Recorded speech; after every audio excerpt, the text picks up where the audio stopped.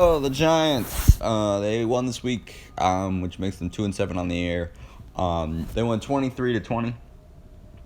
Um, First of all, I know I missed the last 2 weeks. It was just hard because the last 2 weeks. The last 2 weeks ago was against the Eagles on a Thursday night, and 1 week ago was on a Monday night. And it's just hard to do that on. Those are school nights, so it's hard to make videos during those times.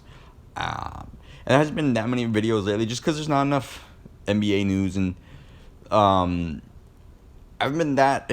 The football videos aren't that fun to make unless you're doing like a recap video for me. So that's why that's that. But let's get into it. So Giants, they won this week. First thing I kind of want to talk about, Daniel Jones. He played well today.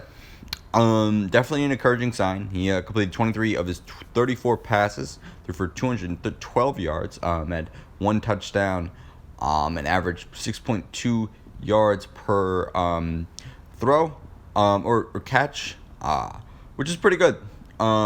He definitely had a pretty good game today. I guess the big thing or the most encouraging thing from him was that there were no turnovers from him, which he is very turnover prone.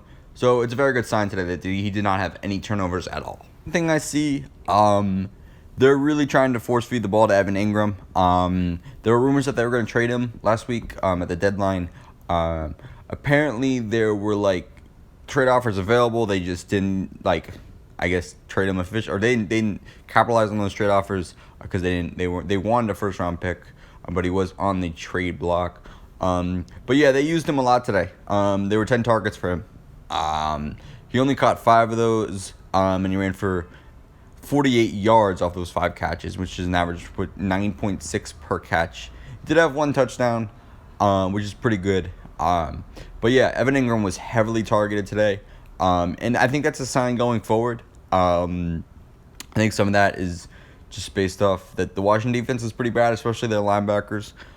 So Evan Ingram was going to capitalize this week, or tight end was going to capitalize this week, but I do think some of that is they're going to try to get Evan Ingram more involved in this offense. My third thing from this game that I would kind of make a point about is that Kyle Allen, he got injured early in this game. They had to bring in Alex Smith, and he did not great. He had 3 interceptions, which were thrown to Logan Ryan, Jabril Peppers, and Blake Martinez. Jabril Peppers' interception was the game-winning interception. So yeah, he didn't have the greatest day, but besides the interceptions, he wasn't that bad. He completed 24 of his 32 passes, threw for 325 yards. You take away those interceptions, he's 24 of 29 on the day. Obviously going, the future. He's not the future QB of the Washington football team, but it wasn't bad. And especially after that injury that happened last year, it's a miracle that he's still playing in the NFL. And yeah, Kyle Allen though, he was taken out of the game after an ankle injury, very early in the game with like 1 minute left or something like that. So yeah, that's my third point.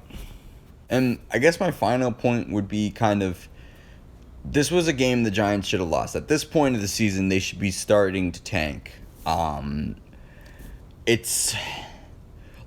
only a game out, or really I think 2 games out of the NFC East. Well, Philadelphia's 3-4, and the Giants are 2-7. So it's a little more. I think it's 3.5 games out, but still, even if you somehow win this division, you're going to lose in the playoffs in the round 1. So this Giants team is not going far in the playoffs. And they're probably not going to win the division. This just does not look... They're just not the best team, even in this division, which is saying something. So yeah, I think they should be embracing the tank. And yeah, that's really it. This video is a little bit shorter than the other recaps. But yeah, they should be trying to purposely lose games now and try to get that number 1 overall pick in this year's draft. And, get Trevor Lawrence or Justin Fields. But yeah, that's basically it. Like and subscribe, and thanks for watching.